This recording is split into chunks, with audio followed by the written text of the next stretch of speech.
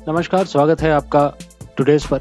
जैसा कि आप जानते हैं कि हमारे यहाँ उम्रदराज़ लोगों और जवान लड़कियों की मोहब्बत की जो कहानी होती है वो बहुत ज़्यादा अच्छी नहीं चलती है, चाहे वो अमिताभ बच्चन कर रहे हों, चाहे वो अनिल कपूर कर रहे हों। और वैसी परिस्थिति में जो है एक फ़िल्म अभी हाल ही में आई दे दे प्यार दे, और वो एक एक्सेप्शन बन के रह गई। इस फ़िल्म में आपने देखा किस तरह एक 50 साल के अगल-बगल का आदमी जो है उसे मोहब्बत हो जाती है एक 20 साल 22 साल की लड़की से, और किस तरह से जो है उस मोहब्बत की कहानी को दिखाया जाता है हल्के-फुल्के अंदाज़ में, और किस तरह से जो है ये एक रोमांटिक स्टोरी, एक रोमांटिक कॉमेडी के रूप में जो है प्रस्तुत की जाती है आपको, और ये फ़िल्म चल जाती है। सबसे बड़ी बात ये है कि इस तरह की फ़िल्में अगर आप इतिहास उठा के देख लें तो नहीं चली है। चाहे वो लम्हे हो अनिल कपूर के साथ, या अमिताभ बच्चन की एक फ़िल्म आई थी जिसमें कि उन्होंने एक बहुत ही ज़्यादा कम उम्र की लड़की के साथ जो है दिखलाया था अपने आप को रोमांस करते हुए। निःशब्द नाम था फ़िल्म का। और इन सभी फ़िल्मों को यदि आप एक जगह पर रख दें तो आपको लगेगा कि नहीं, ये फ़िल्में तो चल ही नहीं सकती। फिर अजय देवगन ने ऐसा क्या किया कि ये फ़िल्म चल गई?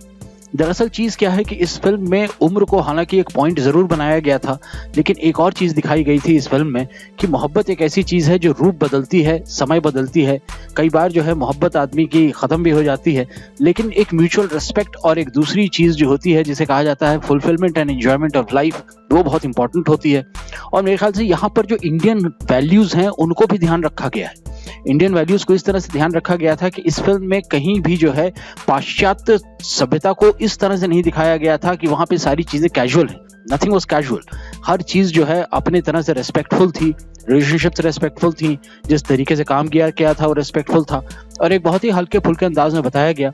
मेरे ख़्याल से ये जो ग्रेट बॉन्डिंग भी आ रही थी, दिखाई दे रही थी पर्दे पर, चाहे वो अजय के तब्बू के साथ हो, चाहे अजय की रकुलप्रीत के साथ हो, या इवन रकुलप्रीत और तब्बू के आपस के भी जो इंटरैक्शंस थे उनको भी अगर आप देखते, तो जो एक प्ले हो रहा था 2 किरदार के बीच में या 2 एक्टर्स के बीच में, वो बहुत ही मज़ेदार था।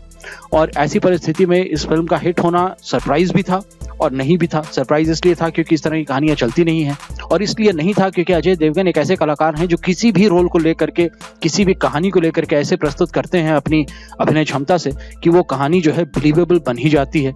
आपका क्या कहना है दे दे प्यार दे के बारे में? आप कमेंट सेक्शन में लिख करके ज़रूर बताएँ। और हाँ, अगर आपको पसंद आती हैं हमारी प्रस्तुतियाँ तो कृपया करके चैनल सब्सक्राइब करना अवश्य भूलें नहीं। धन्यवाद।